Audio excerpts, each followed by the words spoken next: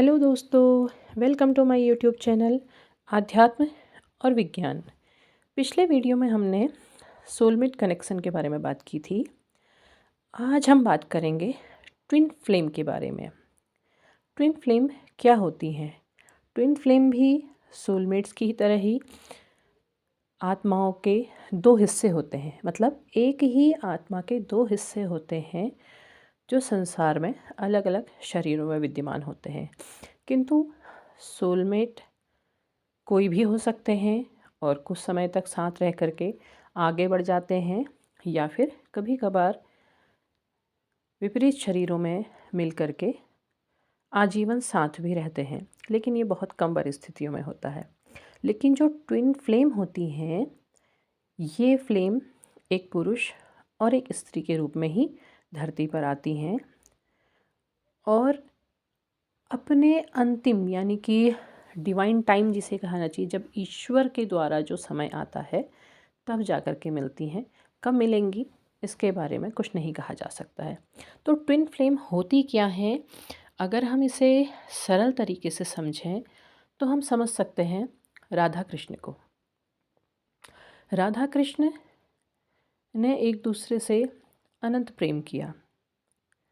वो नहीं मिल सकी क्योंकि उन्हें श्राप था, लेकिन वो इस धरती पे आई थी किसी उद्देश्य के साथ। तो ये फ्लेम्स जब धरती पर आती हैं तो किसी उद्देश्य के साथ आती हैं, एक बहुत बड़े परिवर्तन के रूप में आती हैं। और राधा कृष्ण धरती पर परिवर्तन के रूप में आए और अपना काम करके चले गए। मिले, उनका समय कब आया? उनका समय इस धरती से जाने के बाद आया, तब मिले। तो ट्विन फ्लेम्स से ही होती हैं। अगर हम दूसरे रूप में समझें तो दूसरे रूप में हम भगवान शिव और पार्वती को समझ सकते हैं, जो ट्विन फ्लेम थे। सती के रूप में आई फ्लेम, किंतु वह अपनी ऊर्जा को ग्रहण नहीं कर सकी और उस स्तर तक नहीं पहुंच सकी, तो वो अलग हो गए। उन्हें फिर से आना पड़ा। फिर से आकर के पार्वती के रूप में वो फ्लेम अपने दूसरी फ्लेम से जाकर के मिली, मतलब आत्मा दूसरी आत्मा के साथ मिली।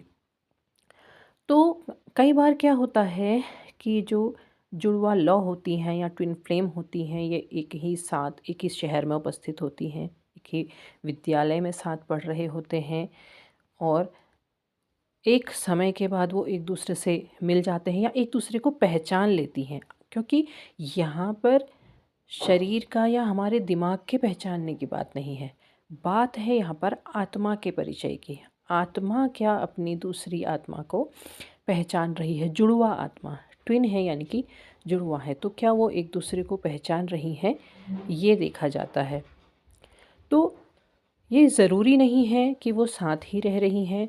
हो सकता है कि वो अलग अलग स्थान पर भी हों, लेकिन एक समय आने पर वो एक दूसरे से मिल रही हैं, एक दूसरे से पहचान रही हैं।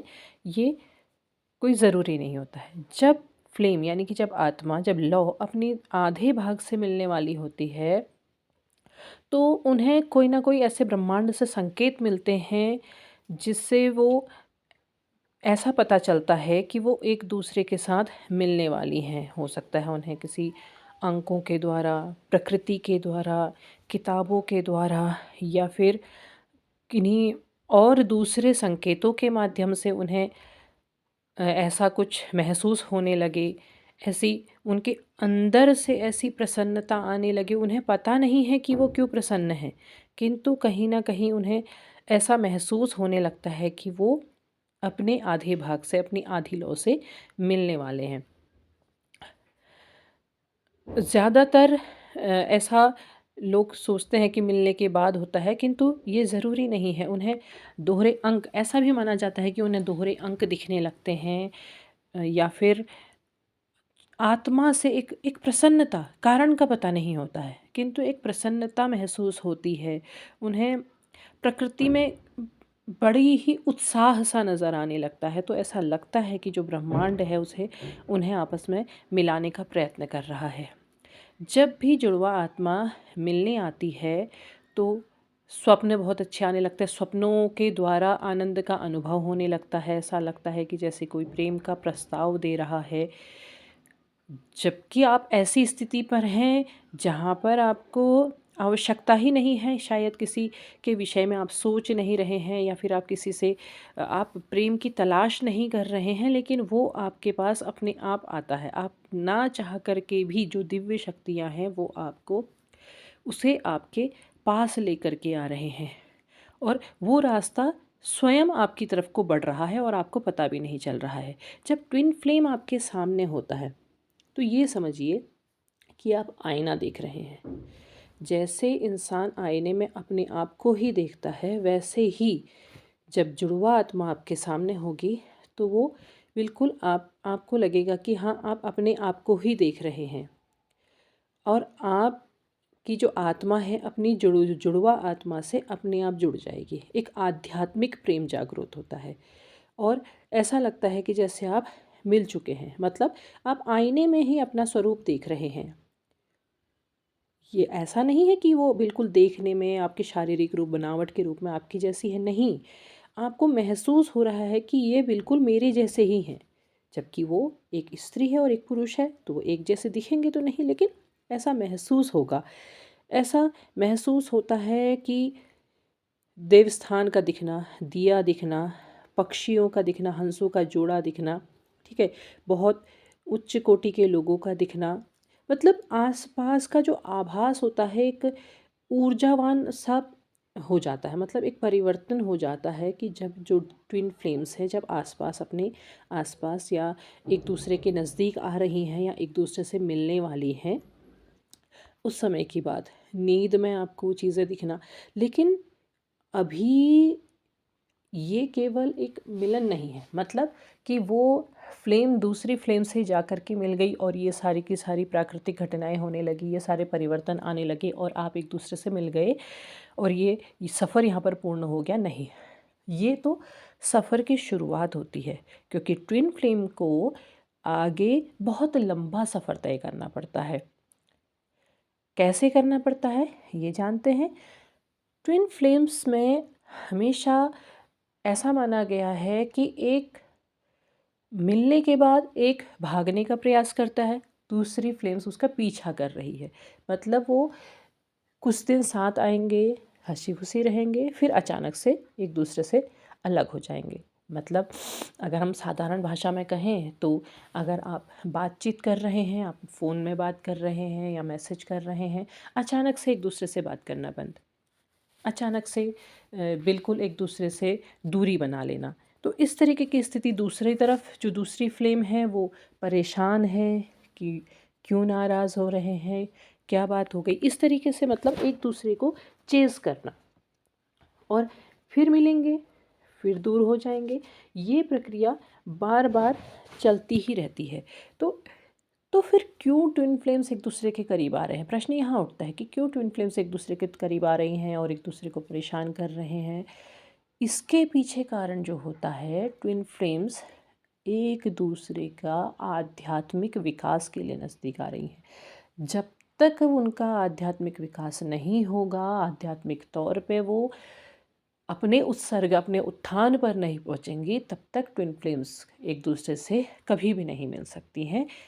अगर वो आध्यात्मिक उत्थान नहीं करते हैं तो वो ऐसे ही एक दूसरे के पास आएंगे, फिर गायब हो जाएंगे, फिर पास आएंगे, फिर गायब हो जाएंगे। मतलब भागने और पकड़ने की का एक चूहा बिल्ली वाला खेल सा बन करके रह जाएगा। हो सकता है कि कोई बीच में ही इस मार्ग को त्याग दे और अपने किसी कार्मिक रिलेशन में या फिर सोलमेट कनेक्शन में रह करके ही प्रसन्न रह सकता है। क्योंकि ट्विन फ्लेम की जो जर्नी होती है, उसकी जो यात्रा होती है, वो कठिन होती ही है। क्योंकि जब व्यक्ति को इस बात की पहचान हो जाती है कि वो अपनी ट्विन फ्लेम जर्नी में है, तो उसे अपने आध्यात्मिक मार्ग पर कदम रखना होगा, यदि वो वास्तव में अपने ट्विन फ्लेम को पाना चाहता है या उससे अंत में मिलना ज़रूर चाहता है। तो उसके लिए यही कहा गया है आध्यात्मिक दृष्टिकोण में कि वो इनर वर्क करें, मतलब अपना आध्यात्मिक विकास करें। वो वहाँ पर को इस बात की चिंता त्याग दे कि उसका जो ट्विन फ्लेम है उसे छोड़ करके चला गया है या चली गई है। यहाँ पर से उसे जब उसे पहचान हो गई है कि वो अपने ट्विन फ्लेम की जर्नी में है तो वो अपना आध्यात्मिक विकास करने का प्रयास करे। वो अपने आप को पहचानने की कोशिश करे कि उसे इस धरती पे भेजा क्यों गया है। वो अपने आप को पहचाने, अपने ऊपर ध्यान दे, अपने जीवन से जुड़े हुए मुख्य लक्ष्यों की ओर को अपने वास्तविक ध्यान को लगाए। ध्यान करे, ध्यान करके अपनी ऊर्जा को पहचाने और जो भी कुछ उसे प्राप्त हुआ है ईश्वर के द्वारा उसका धन्यवाद करे। क्योंकि ईश्वर के द्वारा ही, ईश्वर की ही इच्छा से उसकी जो जुड़वा लौ है वो उसके करीब आई है। यदि ईश्वर की इच्छा ही नहीं होती तो वो कभी नहीं मिलते। तो मिले हैं तो उसके प्रति धन्यवाद अर्पण करें और अपने आप का, अपना आंतरिक विकास करने का प्रयास करें। ये चिंता नहीं करनी है कि उसकी जो फ्लेम है वो छोड़ कर के कहीं और चली गई है या उसके जीवन में कुछ और विकास हो रहा है। उसे पूरी तरह उसे त्यागना होगा। यही जो आध्यात्मिक दृष्टिकोण कहता है, जो ट्विन फ्लेम की जो जर्नी कहलाती है, उसमें यही कहा जाता है कि वो उसकी चिंता त्याग दे। ये इस बात का धन्यवाद अर्पण करे कि ईश्वर ने उसे उसकी ट्विन फ्लेम के साथ मिलाया है। और अब क्योंकि उसका आध्यात्मिक यात्रा, वो दोनों फ्लेम्स की आध्यात्मिक यात्रा शुरू हो रही है, तो जिसने पहचान लिया है वो पहले प्रयास करे कि वो उस यात्रा की ओर अपना कदम बढ़ाए। वो अपने बारे में सोचे, सेल्फ लव करे, अपने विकास के बारे में सोचे, अपने आध्यात्मिक, अपने मानसिक विकास के बारे में सोचे। वो प्रयास करे, वो वहाँ को उसमें अपने कदम बढ़ाए। और इस मार्ग में सबसे पहले उसे अपनी फ्लेम, जिस पे वो अभी तक आरोप करता आ रहा था, उस फ्लेम को क्षमा करे। वो क्षमा करना सीखे, क्योंकि क्षमा सबसे बड़ी ऐसी वस्तु है जो हमारे अंदर की बुराइयों को मिटाने का काम करती है। तो अध्यात्म के अगर आप आध्यात्मिक दृष्टिकोण में कुछ भी तलाशते हैं, आप किसी भी विषय पे तलाश कर रहे हैं, ज़रूरी नहीं कि आप ट्विन फ्लेम की यात्रा को तलाश रहे हैं, आप जिसे भी तलाशते हैं वहाँ सबसे पहले यही कहा जाता है कि आप क्षमा करना सीखें। उसके बाद आप पूरी सृष्टि से, सभी जीव जंतुओं से प्रेम करना सीखें। आप अपने आप से प्रेम करना सीखें। जब आप अपना उत्सर्ग करते हैं, अपना विकास करते हैं, तो आपकी जो फ्लेम है, आपकी जो जुड़वा लौ है, वो स्वयं आपके पास आएगी। वो स्वयं आपके पास खींची चली आएगी। ये ज़रूरी नहीं है कि सांसारिक जीवन में आप एक दूसरे के साथ रहें, एक दूसरे के साथ जीवन बिताएं, आप पति पत्नी के रूप में जीवन बिताएं। ये ज़रूरी नहीं है। हो सकता है कि कभी, जब ईश्वर की इच्छा होगी, जब समय आएगा, तब आप अपनी उस फ्लेम से ज़रूर मिलेंगे। लेकिन तब तक आप अपना आध्यात्मिक विकास इतना अधिक कर चुके होंगे, तब आपका सांसारिक रूप में एक दूसरे से मिलना या ना मिलना कोई मायने नहीं रखेगा। और आप जब अपना उत्सर्ग करेंगे तो स्वतः ही आपकी फ्लेम भी उस मार्ग की ओर कदम बढ़ाएगी। आपको ये सोच के नहीं करना है कि आप आध्यात्मिक विकास कर रहे हैं तो ईश्वर उसका भी विकास करे। नहीं, उसका विकास स्वतः होगा, स्वतः वो कदम उस तरफ को, उसके कदम भी बढ़ेंगे। और एक समय आने के बाद आप अपने ट्विन से ज़रूर मिलेंगे। तो ये थी मेरी ट्विन फ्लेम्स के बारे में थोड़ी सी जानकारी। उम्मीद है आपको वीडियो पसंद आएगा। यदि पसंद आए तो प्लीज़ लाइक करें, शेयर करें और मेरे चैनल को सब्सक्राइब करना ना भूलें। धन्यवाद।